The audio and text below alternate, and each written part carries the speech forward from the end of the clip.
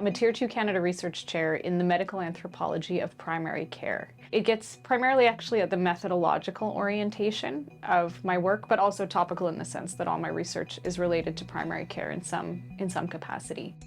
So as an anthropologist, my core research methodology is a methodology called ethnography, which is a holistic qualitative approach to research that really aims to understand phenomena in the context in which it occurs. This makes a lot of sense, I feel, for primary care research because primary care is really people's first point of contact with the healthcare system, encompassing, I would say, all the kind of health promotion things, the social determinants of health that factor into why a person is in contact with the healthcare system in the first place. As a medical anthropologist, my work aims to understand that social context of health, whether it is what is going on in a clinical setting, in the context of care, whether it is what is going on in a community setting that factors into why a person needs to access the primary healthcare system in the first place.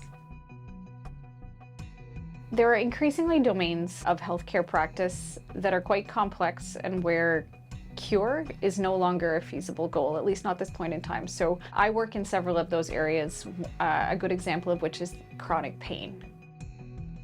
The medical education system has traditionally really focused on training medical trainees to cure and treat, as opposed to teaching them how to work with their patients to live well with a chronic condition like chronic pain, like diabetes, that they might live with for decades.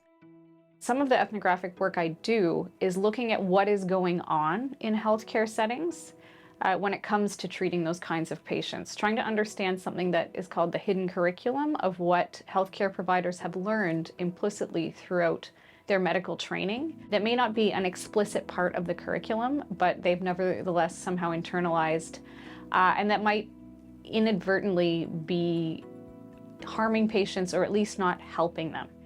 What ultimately I try and do with my work is take this knowledge and feed it back into my work with clinical educators to try and explicitly address some of those implicit issues in the training process that aren't optimally meeting the needs of healthcare providers or patients. We know that empathy tends to decline over the course of medical education, and this is a real conundrum for healthcare provision and for medical training at the moment, is how to mitigate this decline in empathy for patients. We also know that chronic pain care tends to be quite fragmentary within medical training processes, and that as it currently stands, chronic pain training models don't tend to work well for healthcare providers or for patients. In one study, as a component of this study, me and my collaborators, we did a lot of interviews with medical trainees, so students and residents, around their experiences of treating patients with chronic pain.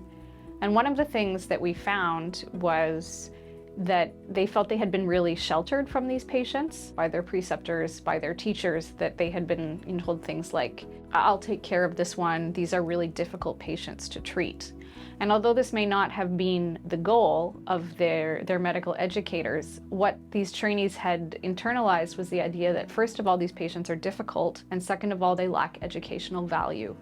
because they tend not to be treatable. They can only be cared for and supported in learning how to live well with their pain. This is obviously an example of the hidden curriculum where no medical educator set out to, teach their students that these chronic pain patients are difficult and lack educational value. But somehow throughout the training process, this was a very consistent thing that medical residents and medical trainees were seemingly learning from the training that they had received. What me and my team aimed to do there was go back to, this was at the University of Toronto, go back to the curriculum development people and say, look, this is what people are learning by, if you're going to shelter trainees from chronic pain patients, it's important to be explicit about why you're doing that, because otherwise what they are learning is something that is ultimately kind of stigmatizing their relationship with these patients, but also not giving them the exposure to these patients that they need to learn all kinds of skills that are actually very important in contemporary primary care practice, including empathy, including interviewing your patient in a way that will actually elicit the requisite details about what their life with their chronic condition is about. So that, I think, is a really good example of how medical anthropology can